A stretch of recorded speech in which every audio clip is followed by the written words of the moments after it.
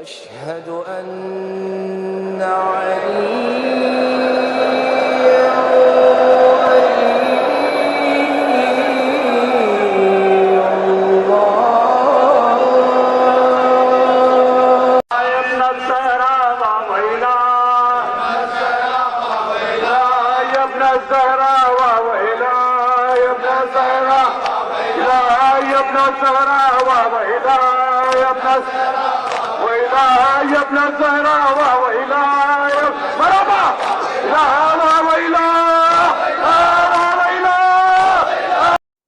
لا حول ولا قوة الا باللہ العلی العظیم اعوذ باللہ من الشیطان اللعین الرجیم بسم اللہ الرحمن الرحیم الحمد للہ رب العالمین والعاقبۃ للمتقین والنار للملحدین والکافرین والمشرکین الصلاۃ والسلام علی اشرف الانبیاء والمرسلین وخاتم النبیین حبیب الہ العالمین وشفیع المذنبین مولانا مولا الکونین جد الحسن والحسین ابی القاسم مصطفیٰ محمد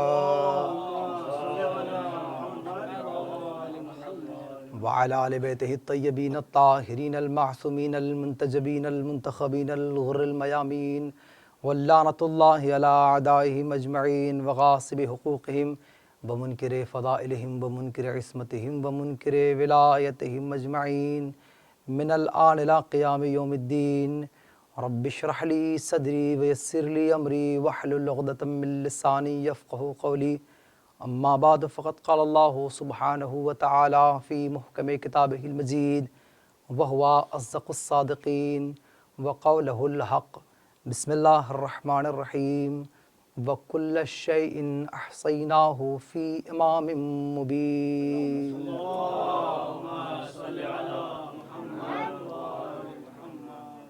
معزز محترم مکرم سامعین کرام، قرآن مجید کی ایک مشہور اور معروف آیہ کریمہ جس کی تلاوت کا شرف میں نے آپ کے سامنے حاصل کیا، اور چند ٹوٹی پھوٹی گفتگو اس آیت کے ذیل میں جو آپ کے سامنے پیش کروں گا، کوشش یہ رہے گی کہ مناسبت کا پورا خیال رکھا جائے، اور یہ مواقع جو ہمیں گاہے بگاہے فراہم ہوتے ہیں مناسبتوں پر اپنے اماموں کا تذکرہ کرنا، اور جنہیں ہم مانتے ہیں، جن پر ہم عقیدہ رکھتے ہیں، جو ہماری نجات کے ضامن ہے، ہماری جنت کی ضمانت جن کے ہاتھوں میں ہے، اپنی محبت، اپنی عقیدت، اپنا تعلق ان سے ظاہر کرنے کے لیے جو مختصر اور نورانی ذکر کا اہتمام کیا جاتا ہے، صرف اس لیے کیا جاتا ہے تاکہ ہم اپنے عقیدے کے ساتھ یہ اعلان کر سکے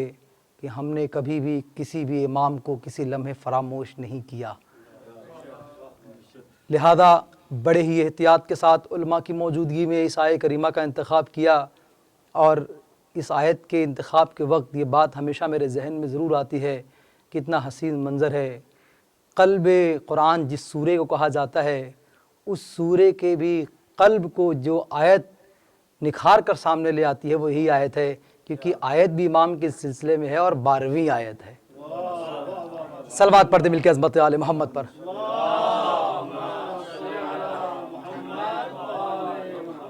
سورہ مبارکہ یاسین، سورہ نمبر 36، آیت نمبر 12 کی تلاوت میں نے آپ کے سامنے پیش کر دیا، اور آج اس معصوم کے سلسلے میں زبان کھولنے سے پہلے انسان کو یہ بات جان لینی چاہیے، اب تک جو بھی ائمہ انسانی نگاہوں کے سامنے بظاہر دنیا سے آئے اور چلے گئے، انہوں نے بے شک اپنے کمالات، اپنے معجزات، اپنے کرامات، اپنے علم کے جوہر اپنے وقت اور جگہ کے مناسبت سے ظاہر کرتے رہے، لیکن اب تک کسی بھی امام کو اللہ کی طرف سے علم کا باقر نہیں کہا گیا۔ دیکھیں، بہت احتیاط سے کہہ رہا ہوں، اتنے بڑے بڑے نبی، اتنے بڑے بڑے رسول، اتنے بڑے بڑے اولو العزم پیغمبر گزرے، کسی نے بھی علم کی تقسیم میں کوتاہی سے کام نہیں لیا۔ اب تک یہ سلسلہ نبوت جب ختم ہوا اور امامت کا سلسلہ شروع ہوا، تو یہاں بھی ایسے بڑے بڑے عالم کہ جہاں کسی سے کوئی مقابلہ نہیں، ہر امام اپنے زمانے میں چمکتا ہوا ستارہ ابھرتا ہوا سورج، جملے کو بدل ہی کہوں، ستارے، چاند و سورج کو جو خود روشنی بخش کر اس دنیا سے گیا۔ فکر انسانی جو تاریکیوں میں جا رہی تھی بار بار، اسے گھسیٹ کر اجالے اور نور کی طرف لے آ رہے تھے۔ کسی بھی امام نے اتنے بڑے بڑے پیغامات کے ساتھ زندگی گزاری، اور جو بھی اللہ نے انہیں ظاہری حیات بخشی، اس حیات میں رہ کر انسان کی فکروں کو روشن کیا، ان کے دلوں کو روشن کیا، ان کی زندگیوں کو روشن کیا۔ نہ صرف یہ کہ دنیا آباد کی ان کی، بلکہ ان کی آخرت کو بھی آباد کر دیا۔ لیکن اب تک کسی بھی امام کو، کسی بھی امام کے ذریعے سے اللہ نے یہ نہیں کہلوایا کہ یہ علم کا باقر ہے، یہ باقر العلوم ہے۔ لیکن کمال ہے ہمارے اس محمد کا کہ اللہ نے کہلوایا بھی تو کیسے کہلوایا، کہ اب تک جتنے بھی ائمہ گزرے ہیں بے شک وہ علم کی آخری منزل پر فائز ہیں، لیکن اگر کوئی باقر العلوم کہلائے گا تو وہ پانچواں محمد کہلائے گا۔ اور چونکہ علماء ہیں لہٰذا بہت احتیاط کے ساتھ یہ اشارہ کرتے ہوئے اپنی منزل کی طرف بڑھ جاؤں گا۔ باقر العلوم جب کہا جاتا ہے تو آپ جب لغت کی کتابیں اٹھا کے دیکھیں گے تو کسی چیز کو باقر کس وقت کہا جاتا ہے اس کے کئی مراحل ہیں۔ تمام اہل لغت نے یہ لکھا کہ یہ خاص لفظ جو شگاف کرنے کے معنی میں استعمال ہوتا ہے باقر، وہ اس دانے کے لیے استعمال ہوتا ہے کہ جب کسان کھیتی کرنے والا اس غرض سے کہ اب وہ اس دانے کو زمین کے حوالے کرے گا، حوالے تو ایک کر رہا ہے لیکن امید 70 کی رکھے ہوئے ہے۔ جب کسان دانے کو زمین کے حوالے کرے گا تو اس نیت سے کر رہا ہے کہ میں ایک تو دے رہا ہوں لیکن اس سے ہزاروں اس زمین سے لوٹاؤں گا۔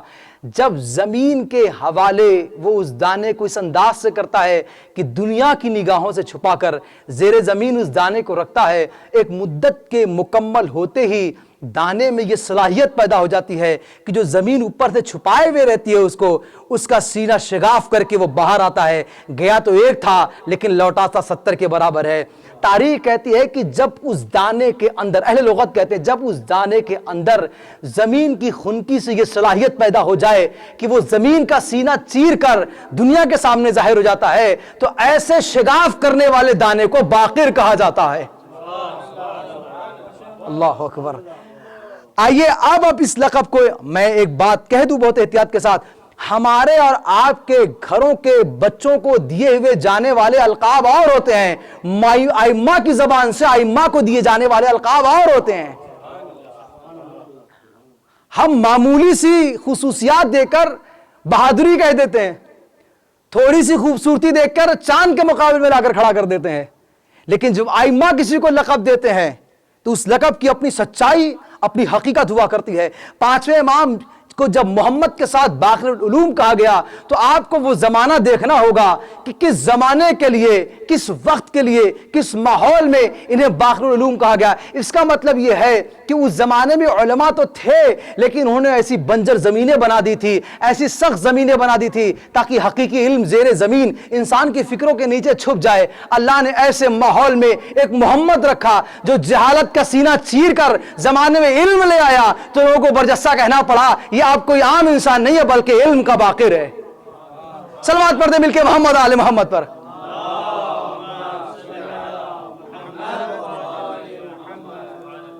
اور اعزان گرامی، امام کے بارے میں یہ گفتگو کرنے سے پہلے ایک مقدمتاً چھوٹی سی بات آپ کے سامنے حوالے کر دوں۔ واحد امام ہے جس نے 10 حکمرانوں کا زمانہ دیکھا ہے، اور ایسے ایسے جابر حکمران، ایسے ایسے عیاش حکمران، دنیا پرست حکمران، جن کو جب تک اپنے والد صاحب کے زیر سایہ رہے، سن 57 سے لے کر یہ واقعات کربلا ہوا، اس کے بعد اپنے والد بزرگوار یعنی چوتھے امام کے ساتھ جب تک زندگی گزاری، آپ دیکھیں یزید کا زمانہ امام نے دیکھا، اس سے پہلے کے حکمرانوں کے باقاعدہ اس پر نظر ہے۔ چوتھے امام کی حکومت کا زمانہ آیا تو چوتھے امام کی جتنے بھی حکومت کے زمانے میں حکمران گزرے ہیں ان سب پر نگاہ ہے میرے امام کی۔ اس کے بعد خود جب اپنا زمانے حکومت آیا، فرق یہ تھا کہ اب تک کے جو حکمران تھے وہ کھلے عام ظاہر بظاہر دشمنی اہل بیت کا اظہار کر کے اہل بیت کو قتل کیا کرتے تھے، انہیں ستاتے تھے اور انہیں آزمائش اور مشکلوں میں ڈال دیتے تھے۔ لیکن واقعات کربلا کے بعد، پوری ذمہ داری کے ساتھ جملہ پڑھ رہا ہوں، واقعات کربلا کے بعد حالات بدل گئے۔ خون حضرت امام حسین علیہ السلام میں دنیا میں اتنا شور مچایا کہ اب کسی جابر حکمران کی اتنی جرأت اور ہمت نہیں ہوئی کہ وہ کھلے عام کسی امام کی مخالفت کر سکے۔ تبلیغ سید سجاد نے مدینے کا ماحول بدل دیا، لوگوں کی فکریں بدل دی، اور جوک در جوک لوگ مسلمان ہونے لگے، کثرت سے لوگ اسلام قبول کرنے لگے۔ خون حسین نے اتنا شور مچایا کہ مردہ فکریں زندہ ہونے لگیں اور لوگ اسلام کی طرف آنے لگے۔ لیکن چیلنج اور جو مقابلہ ہے ظالم حکمرانوں سے وہ کم نہیں ہوتا، بلکہ دن بدن بڑھتا چلا جاتا ہے، اس لیے کہ اسلام کے دشمن کبھی کبھی اس وقت ایسا کوئی زمانہ نہیں گزرا جہاں اسلام کے دشمنوں میں کبھی کمی آئی ہو۔ صلوات پڑھتے مل کے محمد آل محمد پر۔ میں چاہ رہا ہوں کہ تاریخ کا ایک منظر، ایک جھلا ہوا آپ کے سامنے پیش کر دوں کہ امام کو جب باقر العلوم کہا گیا تو کس ماحول میں کہا گیا۔ حکمران کے چہرے بدلتے گئے اور ان کا طرز حکومت بھی بدلتا گیا، اور اظہار دشمنی اہل بیت بھی بدلتا چلا گیا۔ جب پانچویں امام کا زمانہ شروع ہو گیا تو ایک جھلک پیش کروں، یہ 2-3 حکمران، 10 پورا تذکرہ نہیں کروں گا، دامن وقت میں گنجائش نہیں ہے، یاد تو پورا کر کے آیا ہوں، سنا سکتا ہوں، لیکن اشارتاً دے رہا ہوں وہ حکمران جو آپ کے سننے کے لائق ہیں کہ کس ماحول میں امام نے رہ کے اپنے علم کا سکہ منوایا ہے۔ عبد الملک ابن مروان، صلوات پڑھتے مل کے محمد آل محمد پر۔ عبد الملک ابن مروان کے لیے کہا جاتا ہے کہ یہ انسان جب تک حکومت میں نہیں آیا تھا، غور سے سنیں، تب تک اس کے ہاتھ میں قرآن ہوا کرتا تھا اور 24 گھنٹے قرآن مجید کو اپنے سینے سے لگا کر رکھتا تھا، اور اتنا زیادہ مسجد میں زندگی گزارتا تھا کہ وہاں کے اطراف کے رہنے والے لوگ اسے حمامت المسجد کہا کرتے تھے۔ یعنی 24 گھنٹے تلاوت قرآن، عبادت خدا، مسجد میں زندگی گزار رہا ہے۔ لیکن جیسے ہی یہ اعلان ہوا کہ اب مروان کے بعد حکومت تمہیں ملنے والی ہے اور تم سربراہ حکومت بن جاؤ گے، تو تاریخ کے جملے ہیں، جا کے کتابوں میں پڑھیے گا کہ اس نے قرآن کو اتنی زور سے زمین پر پٹکا کہ قرآن 2 حصوں میں تقسیم ہو گیا، اور اسے اٹھا کر پارا پارا کر کے شراب کے حوض میں ڈبا دیا۔ تو لوگوں نے دیکھا، کہا کہ عبد الملک تم اتنی شان سے قرآن پڑھتے تھے، اتنی زیادہ عبادتیں کرتے تھے، یہ کیا ہو گیا کہ توہین قرآن پڑھتا رہا ہے؟ معلوم ہوا کہ توہین قرآن یہ پرانا قصہ ہے تاریخ کا۔ اللہ اکبر! یہ لوگ کس لالچ کے تحت یہ ایسی حرکتیں کرتے ہیں؟ کہا تم تو اتنا زیادہ قرآن کو مانتے تھے، اتنا قرآن کی تلاوت کرتے تھے، قرآن کے ساتھ یہ سلوک کیوں کر رہے؟ کہنے لگا کہ جس مقصد کے ساتھ میں تلاوت قرآن کر رہا تھا، آج میں اس مقصد تک پہنچ گیا ہوں۔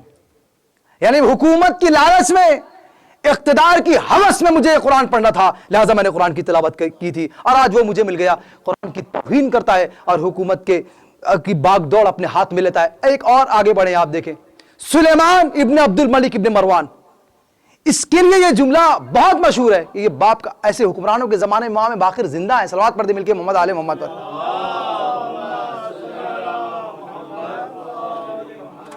جن ظالم حکمرانوں کا امام کو جواب دینا ہے، یہ لوگ کیسے ہیں؟ اس کے پاس ایک کنیز ہے اور ہر وقت وہ اسی کنیز کے ساتھ رہتا ہے۔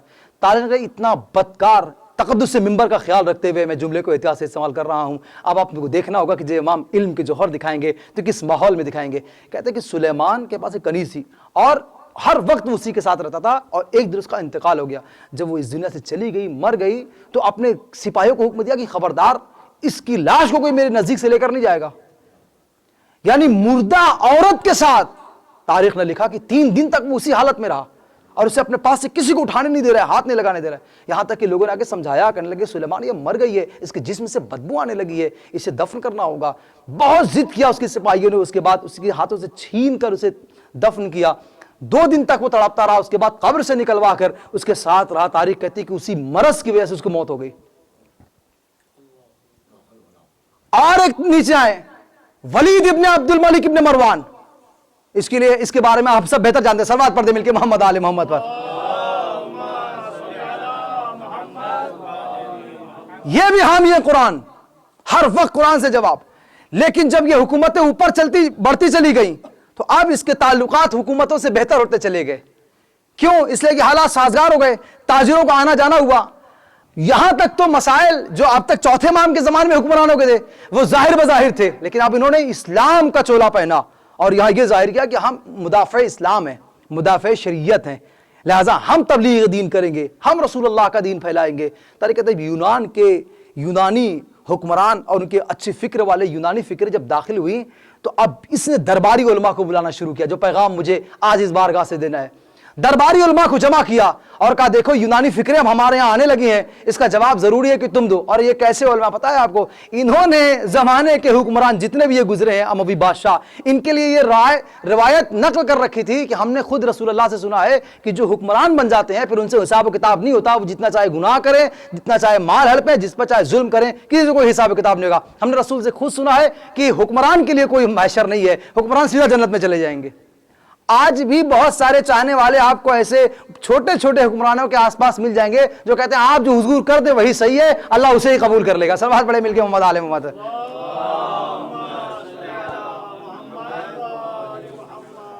جب یونانی پڑھے لکھے علماء آنے لگے اور انہوں نے فلسفے کو داخل کیا اور سوال و جواب کا سلسلہ جب دربار میں شروع ہوا تو بظاہر ان کے اطراف بیٹھنے والے درباری علماء جو اسلام کا عالموں کا لباس پہنے ہوئے تھے، لیکن ان کو اپنی حقیقت معلوم تھی کہ اگر کوئی علم کا جواب علم سے دے سکتا ہے تو وہ دار آل محمد ہے، وہ ذوات مقدسہ آل محمد ہے جو علم کے مرکز ہیں، یہی علم کا جواب دے سکتے ہیں۔ ایک جملے کو بدل کے کہوں کہ جب جہالت کی پیشانی پر ندامت کے پسینے آتے ہیں تب اس پیشانی کو دار آل محمد میں جھکنا پڑتا ہے، سر جھکانا پڑتا ہے۔ اب یونان کے فلسفے آ کر جب رائج ہوئے تب سارا معاملہ پلٹ کر آیا، کہا اگر ان سوالوں کے جواب کوئی دے سکتا ہے تو وہ ایک ہی ذات ہے جو محمد کے علم کا وارث ہے، علی کے علم کی پہچان ہے۔ صلوات پڑھتے مل کے محمد آل محمد پر۔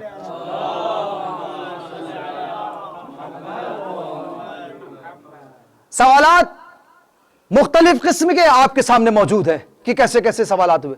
یونانیوں نے آ کر پوچھا، وہ سب سے بڑا ان کے شریعت کا حامل، اس نے کہا رسول اللہ جب پانچویں امام اس سے ملاقات کرتے ہیں، اس سے پوچھا کہ میں نے سنا ہے کہ آج کل تم، اور ایک فقرہ کہہ دوں یہاں امام کے لیے جو چیلنجز آئے وہ یہ ہوئے کہ سب سے پہلے ان حکمرانوں کا جواب دینا کہ جو حاکم بن چکے ہیں یہ اسلام کے دفاع میں نہیں ہے، اسلام کے حق میں مفید نہیں ہے۔ دوسرا ان درباری اور بکے ہوئے علماء کا دفاع کرنا ہے، اور اس انداز سے دفاع کرنا ہے کہ قوم چاہنے والے حقیقی عالم سے دور بھی نہ ہوں اور علماء سو کے دامن میں آ کے نہ پھنس جائیں۔ یہ چیلنج جو پانچویں امام کے زمانے میں تھا آج تک چلا آ رہا ہے۔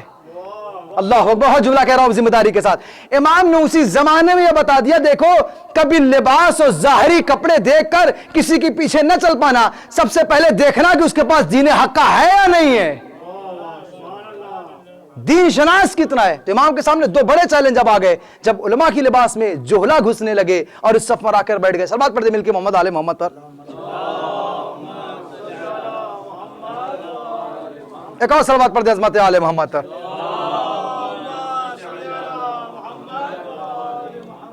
امام کو مذہب حقہ کے صحیح عالموں سے تعارف بھی کروانا ہے اور علماء سو کو الگ بھی کرنا ہے۔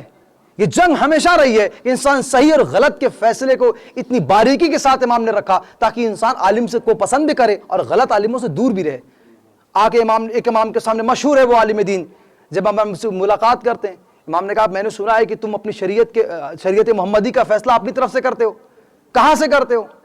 تو اس نے کہا کہ مولا سب سے پہلے میں اسے قرآن میں دیکھتا ہوں، اگر مجھے مل جاتا ہے تو میں وہاں سے فیصلے سنا دیتا ہوں، اور اگر وہاں نہیں ملتا تو میں روایات کی طرف جاتا ہوں، احادیث پیغمبر کی طرف جاتا ہوں، سنت کی طرف جاتا ہوں، وہاں مل جاتا تو میں مسائل کا حل کر دیتا ہوں۔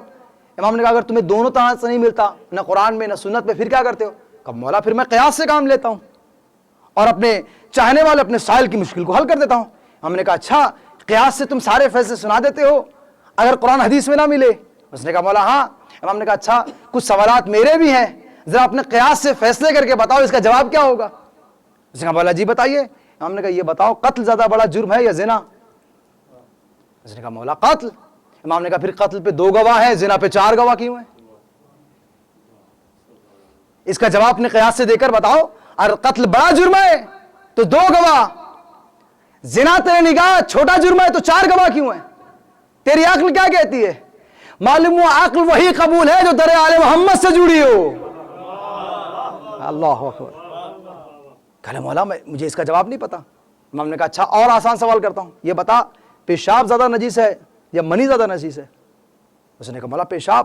امام نے کہا پیشاب صرف معمولی سے پانی سے اس کی طہارت ہو جاتی ہے، لیکن اگر مجرم انسان اسے غسل کرنا پڑتا ہے، پورا جسم دھلنا پڑتا ہے۔ امام نے کہا یہ بتا عورت زیادہ مضبوط ہے یا مرد؟ تیرا قیاس کیا کہتا ہے؟ اس نے کہا مولا مرد۔ تو کہا پھر جب میراث بٹتی ہے تو مرد کو زیادہ حصہ ملتا ہے، کمزور کو کم کیوں ملتا ہے؟ عقل تو کہتی ہے کمزور کو زیادہ ملنا چاہیے. صلوات پڑھے مل کے محمد آل محمد پر. ایک اور صلوات پڑھ دے علم امام محمد باقر علیہ الصلوۃ والسلام کی شان میں، اللہم صلی علی. اور میں نے یہ سوچا تھا اس کے جوابات آپ کے سامنے نہیں دوں گا تاکہ آپ اس کو جا کر ڈھونڈیں، کیونکہ یہ تحقیقی بحث ہے، لیکن میں اس کا ایک اشارتاً جواب دے دوں. امام نے کہا کہ زنا میں 4 گواہ اس لیے ہوتے ہیں. میں تجھے بتاتا ہوں کہ زنا میں 4 گواہ، جبکہ قتل بڑا جرم ہے، 2 گواہ اس لیے ہیں کہ زنا میں گنہگار 2 افراد ہیں، قتل میں 1 فرد گنہگار ہے، لہذا 2 گواہ کفایت کرتے ہیں. اور زنا میں 2 گنہگار ہوتے ہیں، لہذا 4 گواہ ہونے چاہیے. عورت کو مرد سے کم حصہ ملتا ہے جبکہ عورت کمزور ہے. اس کی وجہ یہ ہے کہ عورت پر کسی کا نفقہ واجب نہیں ہے، مرد پر نفقے واجب ہوتے ہیں. اسے جو مل جائے وہ اس کے اپنے لیے ہے، لیکن مرد کو زیادہ ملتا ہے اس کے پر نفقہ واجب ہے. اور یہ سوالات صرف غیروں کے ساتھ نہیں ہیں، اپنے ہیں. سب سے بڑا نام جابر ابن عبداللہ انصاری، صلوات پڑھتے مل کے محمد آل محمد پر. بس گفتگو کو سمیٹ رہا ہوں. جابر آئے، مولا سوال لے کر آیا ہوں. امام حلقہ احباب میں بیٹھے ہوئے، کچھ لوگ سوال پوچھ رہے ہیں، امام اس کا جواب دے رہے ہیں. جابر سے کہا ٹھہرو، ابھی تمہارے سوالات کا جواب دیتا ہوں. وہ کہنے لگے کہ بڑا حلقہ امام کے ساتھ سوال و جواب کر رہا. جب وہ نکلا تو جابر اپنا سوال روک کر پاچھے امام سے کہنے لگے مولا آپ کو پتا ہے حالات اچھے نہیں ہیں، حکومت وقت کی نگاہ آپ کے اوپر ہے، لہٰذا ذرا اس بڑے حلقے سے پرہیز کریں تاکہ زمانے کے حکمران آپ کی جان کے دشمن نہ ہو جائیں. تو امام نے کہا تمہیں معلوم ہے کہ آنے والے کون ہیں؟ کہا کون لوگ ہیں؟ امام نے کہا یہ انسانوں کی فہرست سے نہیں، یہ جنات جو مجھ سے سوال و جواب کرنے آئے. اللہ اکبر. اپنے مسائل کا حل کرانے جنات آئے ہیں. جابر حیران ہو گئے، مولا انسانوں کی کیا جنات بھی آپ سے اپنے مسائل کا حل کرواتے ہیں؟ امام نے کہا دنیا کی کوئی ایسی مخلوق نہیں ہے جو اپنے مسئلے کا حل کرانے ہماری دہلیز پر نہیں آتی. اب آپ کو ایک فقرہ دے دوں یہاں پہ ہدیتاً، جو انسانوں کے مسائل حل کرے اس کی ولایت اور ہوتی ہے، جو انسانوں کے ساتھ جناتوں کی بھی مسائل حل کرے ان کی ولایتیں اور ہوتی ہیں.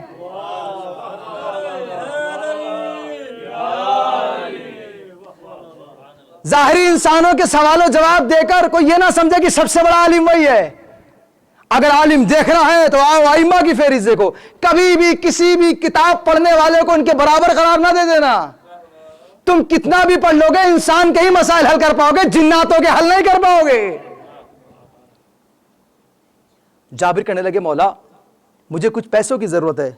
امام نے کہا میرے پاس تو کچھ بھی نہیں ہے، تم نے میری حالت خود دیکھی ہے. اسی اسرا میں ایک شاعر آ گیا، اس نے کہا مولا میں نے آپ کی مدح میں کچھ شعر کہے ہیں. امام نے کہا سناؤ. جیسے اس نے ایک بیت سنایا، امام نے اپنے غلام کو حکم دیا کہ جاؤ اور اسے 4 درہم و دینار ہدیے میں دے دو. جابر وہی بیٹھے ہیں. منظر دیکھا جابر پریشان، جیسے کچھ دینار اس کے آغوش میں، اسی گود میں، اسے کاسہ سوال میں ڈالے امام نے. اس نے کہا مولا ایک بیت اور سنانے کا دل کرتا ہے. جیسے اس نے بیت سنائے، امام نے اپنے غلام کو حکم دیا جاؤ اسے اور درہم و دینار عطا کرو. تاریخ کہتے اس نے 3 بیت سنائے، ہر بیت پر امام نے اسے تحفے تحائف دیے. اس کا مطلب یہ ہے کہ شورا کا خاص خیال اماموں نے رکھا ہے. اپنی مدح کرنے والوں کا امام خاص خیال رکھا کرتے تھے. جب 3 شعر سنائے اور اس نے وہ خوشی خوشی وہ درہم و دینار لے کر جانے لگا. بس گفتگو کا دامن سمیٹ رہا ہوں. تاریخ جانے کا اب جابر اس سے پہلے کہ اعتراض کرتے کہ مولا میں نے سوال کیا تو آپ کہنے لگے کہ میرے پاس کچھ نہیں ہے، میرا دامن خالی ہے. اس نے آپ کو 3 شعر سنا دیے، 3 بیت سنائے اور آپ نے ہر بیت پہ اسے انعام دیا. جابر کی زبان پر یہ اعتراض ابھی ابھرنے ہی والا تھا. امام نے کہا جابر نیتوں میں کبھی شک نہیں کیا کرتے. ہمارے یہاں ہم امام مانتے ہی اسی کو ہیں جو زبان پر آنے سے پہلے ہمارے دلوں کی باتوں کو جان لیا کرتا ہے. صلوات پڑھے مل کے محمد آل محمد پر. بس عزیزان گرامی میں اپنے آخری منزل پر آ گیا اور اس مرحلے کو اسی کے ساتھ میں بہت توجہ کے ساتھ آپ کے ذہن عالے تک پہنچا دوں. کہ جب جابر نے کہا مولا مجھے چاہیے، امام نے کہا کہ دیکھو اللہ نے جو تمہارے لیے صلہ رکھا ہے تمہاری غربت کا، وہ اس درہم و دینار سے کہیں زیادہ قیمتی ہے. تمہارا مقام اس تکلیف کے بعد جو اللہ حشر میں تمہیں دینے والا ہے وہ اس درہم و دینار سے کہیں زیادہ بیش قیمت ہے.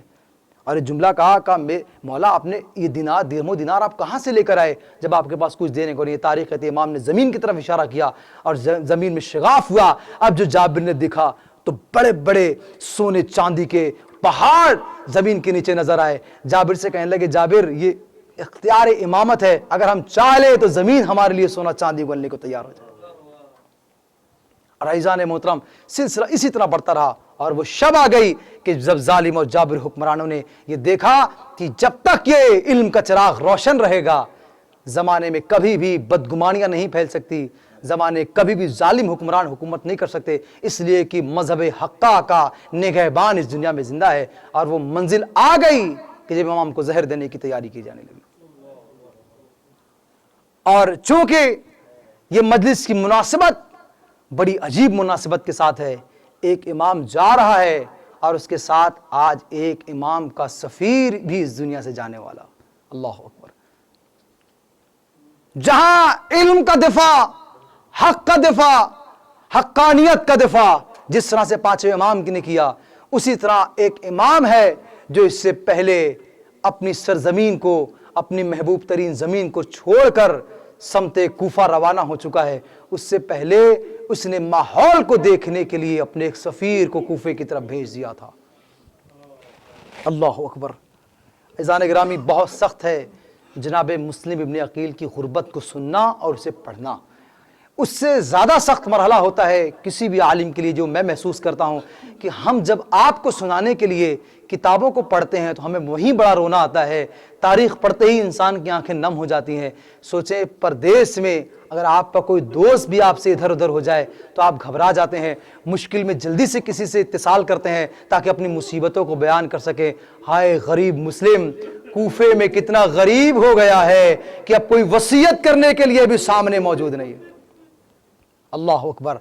ایک ایسے سفیر کا انتقال, ایک ایسے سفیر کی شہادت کل کوفے میں ہونے والی ہے جسے حسین نے اپنا ثقہ کہا, جسے حسین نے اپنا معتمد کہا, اور جسے حسین نے کہا یہ مسلم اب مسلم نہیں ہے بلکہ ہم اہل بیت سے ہے جو میں تمہیں کوفے کی طرف ہدیہ کر رہا ہوں. اور کس انداز سے علماء نے لکھا کہ بیعت کرنے والوں کی تعداد 18,000 سے زیادہ تھی. ایک وقت میں ایک لمحے میں 18,000 لوگوں نے مسلم کے ہاتھ پہ بیعت کی ہے, لیکن اللہ اسی کوفے میں مسلم کتنا تنہا ہو گیا. میں آپ کو جملہ سناؤں, ہدیہ کروں, رونے والوں سر پیٹ کر روئیے گا. کیسا ہے, ظہر کی جب نماز ہوئی تو تاریخ لکھتی ہے کہ ایک ایک صف میں 1,000 لوگ کھڑے تھے جو مسلم کی قیادت میں نماز پڑھ رہے تھے. لیکن وہی نماز کے ساتھ ساتھ وقت کا یہ چکر گھوما اور مغرب کی نماز آئی. 18 لوگ تھے مغرب میں جو مسلم ابن عقیل کے پیچھے نماز پڑھ رہے تھے. غربت مسلم کا اندازہ لگانا. حسین کے نام پر آیا تھا نا حسین کا یہ سفیر کوفے میں, اتنا تنہا ہو گیا کہ جب رات کی نماز عشاء کی ختم ہوئی ہے پلٹ کر دیکھا تو مصلی پر تنہا رہ جاتا ہے, کوئی پردیس میں حامی و مددگار نہیں بچتا. خدا ان آوازوں پر رحمت نازل کرے, ہمارے آنسوؤں کو رومال سیدہ سلام اللہ علیہا میں جگہ عنایت فرمائے. تاریخ کہتی ہے کہ رات کی تاریکی ہو چکی تھی, کوفہ سنسان ہو چکا تھا. حاکم وقت نے ندا دے دی تھی اگر کوئی بھی کسی بھی طرح سے کسی پردیسی کی مدد کرے گا تو ہم اسے موت کے گھاٹ اتار دیں گے. تاریکی میں مسلم باہر آئے, اتنی زیادہ تنہائی کا احساس ہوا, اپنے گھوڑے کے قریب آئے, کچھ دیر اپنے گھوڑے کے ساتھ پیدل چلتے ہیں. کوفے سے آشنا نہیں تھے مسلم. تاریخ کہتی ہے کہ گھوڑے پر سوار ہوئے, سوچا شاید گھوڑا کچھ راستے کو سمجھ جائے, لیکن کوفے کی تنگ گلیوں میں مسلم ادھر ادھر بھٹک گئے. تاریخ کہتی ہے رات کی ایک حصے تک مسلم کوفے میں بھٹکتے رہے. بھٹکتے بھٹکتے آخر حسین کا سفیر کرتا تو کیا کرتا, رات کے سناٹے میں ہو کے عالم میں ایک دیوار کے قریب ٹھہرے, اپنے گھوڑے سے اترے, کہنے لگے میرے مولا اس کوفے کی طرف نہ آنا. آسمان کے تک کر اپنے حسین سے باتیں کر رہے ہیں. آپ کو پتا ہے آج کی تاریخ قیامت کی تاریخ ہے, عجیب عجیب تاریخ نسبتیں لے آئی ہے. ایک طرف حسین کوفے میں ترویے کی حالت میں آج حج چھوڑنے والے ہیں, ادھر میرا امام جا رہا ہے, ادھر کوفے میں مسلم کی تنہائی ہے. کس کس مصیبت کا تذکرہ کروں. آسمان کو تک کے کہتے ہیں زہرا کے لال اس کوفے کی جانب نہ آنا, دیکھ میرے حسین میں کتنا تنہا ہو گیا. تاریخ کہتی ہے مسلم مسلم تھک گئے, تھک کر ایک دیوار, کچی دیوار کے قریب آئے اور ٹیک لگا کر بیٹھ گئے. آسمان کو تک کے اپنی غربت کا مرثیہ پڑھ ہی رہے تھے کہ آہستہ سے دروازہ کھلا. ایک بوڑھی عورت نکلی, اس نے دیکھا کہ کوئی دیوار سے لگ کر کراہ رہا ہے. اس نے کہا کہ اے آنے والے اجنبی, اپنے گھر کو واپس چلا جا. نگاہوں کو اٹھانا چاہتے تھے لیکن غیرت ہاشمی نے روکا. کہنے لگے کہ کہاں جاؤں؟ کہنے لگی تجھے پتا نہیں ہے کہ کوفے کے حالات خراب ہو چکے ہیں. اب کوفے میں حاکم نے یہ ندا دے دی ہے کہ کوئی اجنبی گلیوں میں نہ بھٹکے, اپنے اپنے گھروں کو واپس چلے جائیں. کہا اچھا کوفے, تجھے معلوم ہے کہ کوفے کے حاکم نے یہ ندا کیوں کرائی ہے؟ کہا ہاں میں جانتی ہوں کہ کوفے میں یہ ماحول کیوں بنا ہے. کہا کیوں بنا ہے؟ کہا کوفیوں نے اچھا نہیں کیا. حسین کا ایک سفیر ہے, میرے آقا و مولا کا ایک سفیر تھا جو چند دن پہلے تمہیں معلوم ہے اسی کوفے میں آیا تھا, اسے لوگوں نے تنہا کر دیا. ظالم حاکم اس کے خون کا پیاسا ہو چکا ہے, لہذا کوفے کے حالات خراب ہو چکے ہیں. جتنی جلدی ہو سکے صبح نمودار ہونے سے پہلے اپنے گھر لوٹ جا, ایسا نہ ہو کہ حاکم تجھے موت کے گھاٹ اتار دے. ایک مرتبہ دبے لفظوں میں کہا اے ضعیفہ, تیرے حسین پر محبت پر میری جان قربان, لیکن مجھے یہ بتا دے کہ کوفے میں جس کا کوئی گھر نہ ہو, جو پردیسی ہو, جو اجنبی ہو, وہ رات کے سناٹے میں کہاں جائے؟ کہا ایسا نہ کہ کوفے میں کون اجنبی ہے؟ کہا تجھے پتا ہے کوفے میں جو آنے والا آیا تھا اسے تو پہچانتی بھی ہے؟ کہا میں نہیں پہچانتی, لیکن میں اسے بہت مانتی ہوں اس لیے کہ وہ میرے حسین کا سفیر ہے. جیسے ہی یہ جملہ کا تاریخ اشارہ کرتی ہے کہ مسلم اپنی عقیل نے کچھ کہا تو نہیں لیکن اپنی انگلی سے اپنی جانب اشارہ کیا کہ حسین کا وہ غریب سفیر میں ہی ہوں. تاریخ کا دروازے کھول دیا, آقا مجھے معاف کر دے, میرا گھر ہمیشہ آپ کے لیے کھلا ہے. خدائی نوازوں پر رحمت نازل کرے. بس دو جملے آخر کے اور رحمتوں کو تمام کر دوں گا. تاریخ کہتے جناب مسلم بن عقیل گھر میں داخل ہونے سے پہلے ایک جملہ کہتے ہیں, رات بھر کوفے میں ٹہلتے ٹہلتے مجھے پیاس بہت لگ گئی ہے, میں تیرے گھر میں آنے سے پہلے تجھ سے خواہش ظاہر کرتا ہوں, مجھے چند قطرے پانی کے دے دے تاکہ میرا گلا تر ہو جائے. میں کہوں گا اے مسلم, جب تم تھک گئے, کوفے کی گلیوں میں تھک کے چور ہو گئے, لیکن اللہ کا کرم اتنا تم پر ضرور ہوا کہ تمہیں ایک پانی پلانے والی ضرور مل گئی. ارے حسین کے ان چھوٹے چھوٹے بچوں کو بھی یاد کر لو کہ جو کربلا سے نکلے, کوفے تک پیدل گئے, کوفے سے شام تک گئے, لیکن کوئی اس محبت میں نہ نکلا. بچوں ہم پانی لے کر آئے ہیں. غربت مسلم پر دو جملہ مجھے کہنے کی اجازت دے دو اور مجلس کو مکمل کر دوں گا. تاریخ کہتی ہے رات بھر یہ رات چھٹنے والی تھی, صبح نمودار ہونے والی تھی. اس کا ایک بیٹا سپاہی تھا جو حاکم وقت کے لیے کام کرتا تھا. صبح جیسے نمودار ہوئی یہ غصے میں آیا, کہنے لگا کہ اس کوفے میں ایک باغی تھا جو غائب ہو گیا, ہم اسے ڈھونڈ رہے ہیں, جیسے ہی مل جائے گا اسے قتل کر دیں گے. میں مختصر کر رہا ہوں. تسبیح و تحلیل کی آواز طوا کے گھر سے جب آئی, ایک غرفے سے اٹھی, وہ دوڑتا ہوا حاکم سے کی طرف گیا. کہنے لگا حاکم جس کی تلاش تمہیں, جس مسلم کی تلاش ہے وہ میرے گھر میں اس وقت چھپا ہوا ہے. ایک جم غفیر سپاہیوں کا آیا. تاریخ کہتی ہے کہ جناب مسلم بن عقیل نے اب اپنی تلوار کو نیام سے نکال دیا, اپنے کمر کو مضبوط کیا, زرہ پہن لی, پہن کر کمرے سے باہر نکلے, اپنے جنگی لباس کے ساتھ باہر نکلے اور اپنے دستار کو مضبوط کیا. مضبوط کر کے جانے لگے. زنجیروں, کمان, تیر اور نیزوں کی آوازیں باہر سے آنے لگی اور بلند آواز سے لوگ کہنے لگے کہ خبردار مسلم کہیں بھاگنے نہ پائے, اسی وقت مسلم کو گرفتار کر دیا جائے, اسے قتل کر دیا جائے. جناب مسلم نے اپنی تلوار کو نیام سے نکالا, کمرے سے باہر آئے, فوراً توا سامنے آ گئی. کہنے لگی مولا اے حسین کے سفیر, نیزوں اور شمشیروں کی آواز سے آپ کو اندازہ نہیں ہوتا کہ سپاہی کتنے زیادہ ہیں, یہ آپ کی خون کے پیاسے ہیں, آپ کو قتل کر دیں گے. مولا میں حشر کے میدان میں اپنے حسین کو کیا جواب دوں گی کہ تم میرے سفیر کو پناہ نہ دے سکی. تاریخ نے جو جملہ کہا, جناب مسلم ابن عقیل نے بہت آہستہ سے اس کے تقدس کا خیال رکھتے ایک جملہ کہا, تجھے معلوم نہیں ہے, تجھے اندازہ نہیں ہے ان کی طاقت کا. اگر میں چند لمحوں میں گھر سے باہر نہ نکلا, تجھے یہ معلوم ہے نا میں ہاشمی خاندان کا ہوں, اگر میں باہر نہ نکلا تو سپاہ پوری کی پوری تیرے گھر میں زبردستی داخل ہو جائیں گی, تیرے پردے کا کیا ہوگا؟ میں ہاشمی خاندان ہوں، میں نہیں چاہتا میری ایک بھی چاہنے والی کا پردہ اس کا تقدس پامال ہو۔ میں کہوں گا اے غیرت دار ہاشمی، آج تو ایک اپنی چاہنے والی کے بھی پردے کا اتنا خیال رکھ رہا ہے۔ سید سجاد کے دل سے پوچھنا، شام غریبہ ہوگی، خیمے جل رہے ہوں گے، سجاد کے سامنے زینب کی رضا چھین لی جائے۔ آخری جملے مجلس کو مکمل کر رہا ہوں، آج مجھے 2 دقیقے زیادہ اجازت دیے۔ اس کی شب شہادت جناب مسلم ابن عقیل ہے۔ تاریخ کہتی ہے جیسے تیسے مسلم کو گرفتار کر لیا گیا، دندانہائے مبارک شہید ہو گئے۔ ہاشمی خون جوش کے ساتھ جب دربار میں لایا گیا، رونے والے بس مجلس کو مکمل کر دیا۔ تاریخ کہتی ہے کہ حاکم وقت غرایا، غرا کے کہنے لگا تجھے پتہ نہیں ہے کہ جب کسی حاکم کے دربار میں آتے ہیں سب سے پہلے اسے سلام کرتے ہیں؟ کیا تجھے علویوں کو اتنا بھی نہیں پتا؟ ایک جملہ کہا کہ میرا کوئی حاکم نہیں ہے سوائے حسین ابن علی کے۔ تجھے پتا ہے حسین اپنے حج کو بدل چکے ہیں اور القریب انشاءاللہ اسی کوفے کی طرف آ رہے ہیں۔ تاریخ جملہ لکھتی ہے حسین مقام قادسیہ سے پہلے پہنچ چکے تھے، حسینی کارواں آ رہا تھا۔ ساری تفصیل کو چھوڑ رہا ہوں۔ تاریخ کہتی ہے حاکم وقت نے ایک مرتبہ اعلان کرا دیا کہ جتنی جلدی ہو سکے مسلم کو قتل کر دیا جائے۔ تاریخ نے جملہ لکھا کہ مسلم کو گریبان سے پکڑ کر دارالامارہ کی بلندیوں پر لے کر آیا گیا۔ تاریخ کہتی ہے کوفہ کے لوگ جمع تھے، جناب مسلم ابن عقیل نے ایک جو آواز بلند کی۔ علامہ طالب جوہری ہاں نقل کرتے ہیں، وہ کہتے ہیں مسلم نے کوفے والوں سے خطاب کر کے ایک جملہ کہا، کوفیوں میں تو تنہا پڑ گیا، میں تو مارا گیا، میری زندگی کی کوئی حیثیت نہ تھی، میں صرف ایک سفیر بن کر آیا، لیکن اللہ اللہ ان قریب میرا امام اسی کوفے کی طرف آ رہا ہے، کوفیوں میرے امام کو تنہا نہ کرنا، اس لیے کہ وہ زہرا کا لال ہے۔ تاریخ کہتی ہے کہ جناب مسلم ابن عقیل نے وصیتوں کو مکمل کیا۔ میں مصائب کو مکمل کر رہا ہوں۔ تاریخ کہتی ہے گریبان سے پکڑ کر ایک مرتبہ زمین کی طرف روانہ کیا۔ حسین کا قافلہ کسی صحرا میں استراحت کے لیے رکا ہوا تھا۔ یہ منظر دیکھ رہے تھے حسین ابن علی امامت کی نگاہوں سے۔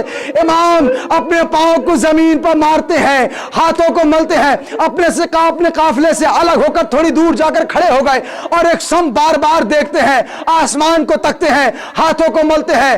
حسین کے کاروان کا سب سے مضبوط سپاہی جس کی ذمہ داری تھی کہ کاروان کی حفاظت کرتا، حسین کی حفاظت کرتا، اس نے دیکھا کہ امامت کے چہرے پر ایک پریشانی کے آثار ہیں۔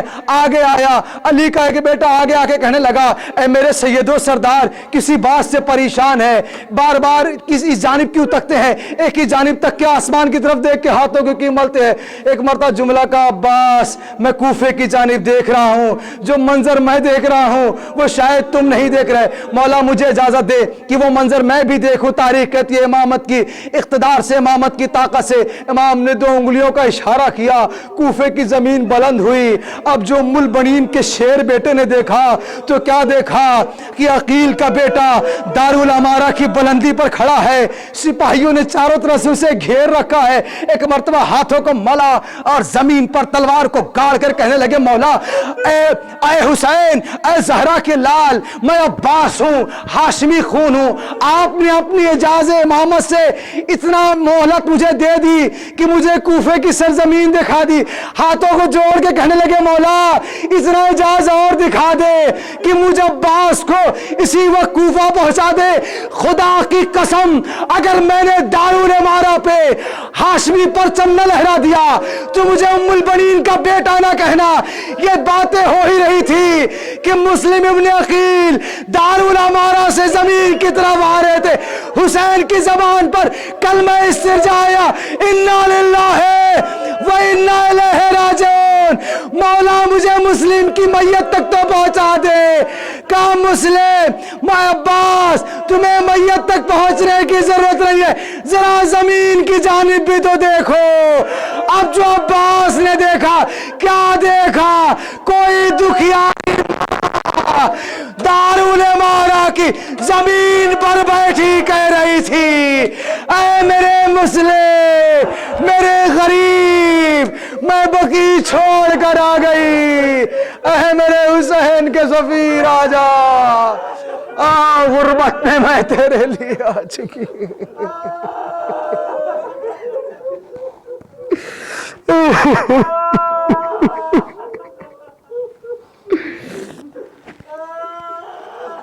الا لعنت اللہ علی القوم الظالمین سیعلم الذین ظلموا وای منقلب ینقلبون انا للہ و انا الیہ راجعون رضا بقضائہ وتسلیما لامر الہی الہی الہی بحق الزہراء و ابیہا و بعلہا و بنیہا والسر المستودع فیہا. خدایا ہم سے اس مختصر ذکر قبول فرما. پالنے والے ہم سب کو شیعان حیدر کرار میں شمار فرما. پالنے والے اس مجلس کا اہتمام کرنے والے، اس میں شرکت کرنے والے، اس تمام تر انتظامیہ کی توفیقات نیک میں اضافہ فرما. پالنے والے ہم سب کو زیادہ زیادہ خدمت آل محمد، خدمت دین کرنے کی توفیق عنایت فرما. پالنے والے تجھے واسطہ ہے محمد و آل محمد کا اور ذکر کا واسطہ ہے کہ وارث فرش ازا، وارث اہل بیت امام زمانہ جل اللہ تعالیٰ فرجہ الشریف کی ظہور میں تعجیل فرما. ہم سب کو مولا کے آبان و انصار میں شمار فرما. وآخر دعوانا ان الحمد للہ رب العالمین.